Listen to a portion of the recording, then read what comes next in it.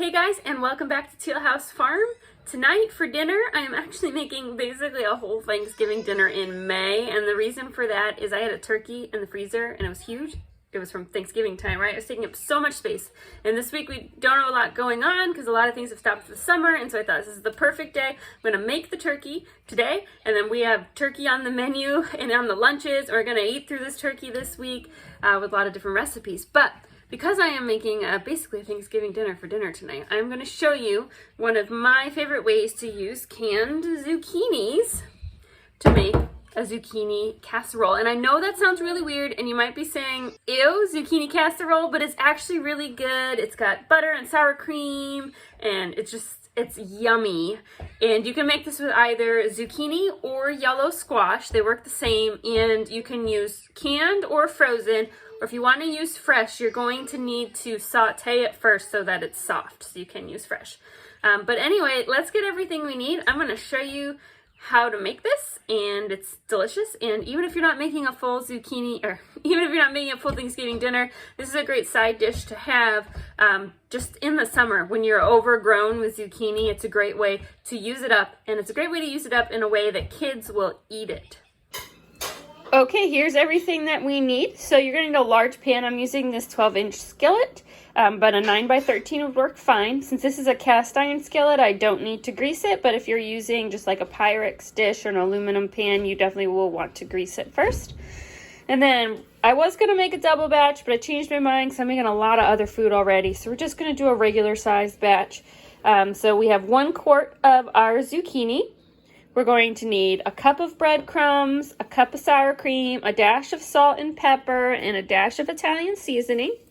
We also will need a 1/2 cup of melted butter, which is in that mug, and we'll need a can's worth of cream of chicken, a 1/2 of a diced onion. Then you'll also need 1 egg and a 1/2 cup of any kind of shredded cheese of your choice. I've used mozzarella, I've used cheddar, I've used even like a Mexican blend. It really doesn't matter, cheese. And this one, cheese is cheese, so whatever cheese you got.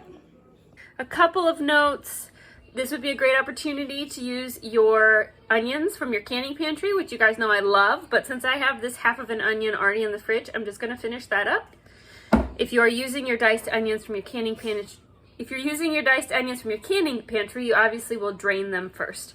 And then I do not have a can of cream of chicken soup. You guys know I usually just use my dry cream soup base, so that's what I'm going to use today. But if you don't have this on hand, which I'm sure most of you don't, just use a can of cream of chicken soup. You could use cream of mushroom as well. I like the flavor of the cream of chicken in this more than the cream of mushroom, but they both work fine. Okay, first mixing bowl, and then let's mix up our cream of chicken replacement. So it's 2/3 of a cup of the cream soup base, and then I'm going to add about a teaspoon of the chicken bouillon powder. And then we're just going to use a little bit of milk, just enough to give it the consistency that you would see from a canned cream of chicken. If you're using a canned cream of chicken, just plop it in the bowl and skip this step. That's kind of what it looks like. Okay, and then the very favoriteest part about making YouTube videos is when the camera doesn't actually capture the 10 minutes of hard work you just did. I don't have enough ingredients to redo the recipe, so I'll just give you the short version. That's what we used, and all I did was plop it all in the bowl and mix it together. There's nothing special about this casserole. Like I said, it's a plop, mix, and dump. I've also linked the recipe below, so it's easy to make a copy of. Okay, while that's cooking, I wanted to mention a couple things about the recipe and about canning squash in general. So this is not my own recipe. I found this on a wonderful canning blog called The Canning Granny, and I'm going to link the original recipe below because I've changed it just a teeny little bit, and you might want to try her original recipe yourself. She also has a couple other recipes on there that use her canned squashes, so might give you some more ways that you might want to use this up in your pantry, because one of the questions I get a lot is when people find out a canned zucchini is what do you do with it, because it's kind of, you know, soft and sloppy, and people usually, when it comes to zucchini, they're thinking more about maybe frying it or dicing it fresh and making bread. So once you've canned it in water and it's like fully cooked, isn't it, you know, kind of sloppy and flavorless? It's definitely not flavorless, but it is soft. So I'd make this recipe. I also like to put it in my pasta sauce. I find that adding a big jar of zucchini in a jar of pasta sauce really smooths out the texture, and it adds a lot of extra vegetables that my kids don't know are in there. And it also just doubles the volume of the sauce for really cheap, because the zucchini was obviously free. I grew it in my garden, and you all know how zucchini is. You plant one plant and you get like 600 baseball bat sized zucchinis at the end of the summer. So there's definitely no shortage of zucchini. Other ways that you can use it, you can use your canned zucchini to make zucchini bread. You just got to watch your liquid content because it is kind of soft and watery.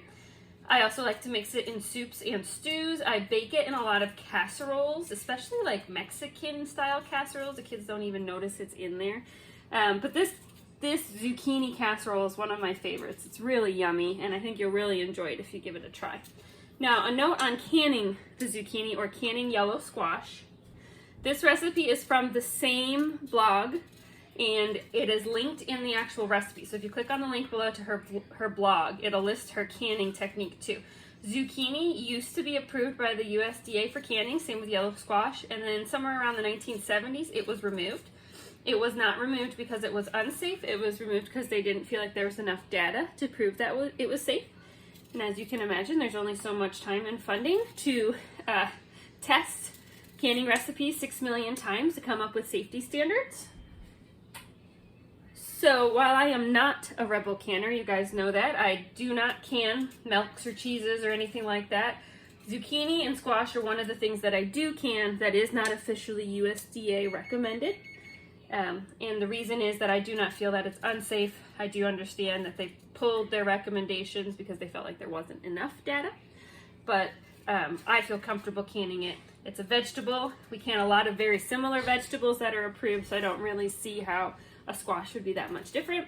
And it's not like an eggplant where it expands a lot in the jar, where you have to worry about water content, like running out of water content in your jar. So I feel like it should be a very safe thing to can. So if you're interested in canning it this year, the instructions are in that blog post, but always remember that this is not an official USDA recommended canning item. Okay, when time is up, I go ahead and check it. Make sure it's not all jiggly in the middle. It looks pretty good. And so we're going to turn the broiler on high for just about 60 seconds to brown the top, and then it comes out of the oven.